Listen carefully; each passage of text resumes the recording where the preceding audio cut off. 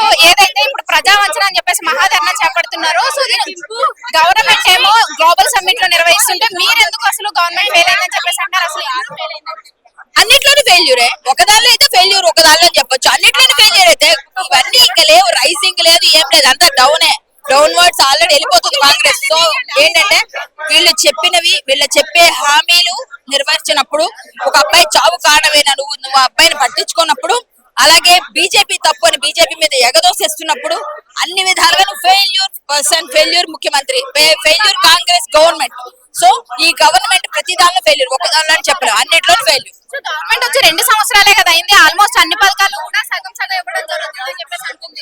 సరే ఇప్పుడు 2500 ఇస్తున్నారా? అన్ని వద్దు, కొన్ని ఆడవాళ్ళకి ఇచ్చిన బంగారం ఇచ్చిండ్రా? ఒక 2-3 చెప్పండి. ఆ 2 అని ఇచ్చిండ్రా? స్కూటీలు ఇచ్చిండ్రా? స్కూటీల్లో పెట్రోల్ పెరిగింది, టైర్లు గాలి కొట్టాలి, మీరు ఎందుకు నడవండి, మీరు గాలి బెలూన్లో ఉన్నారు, మీరు సన్నగా అయితే బాగా మంచి హెల్తీగా ఉంటారు, ఎట్లాంటి చెప్తాడా ముఖ్యమంత్రి? ఇవన్నీ ఇచ్చిండ్రా? కొన్ని ఇచ్చిండ్రా? 6లో 3 ఇమ్మనండి, 3 చెప్పినా కదా, 3 కూడా లేవు కదా.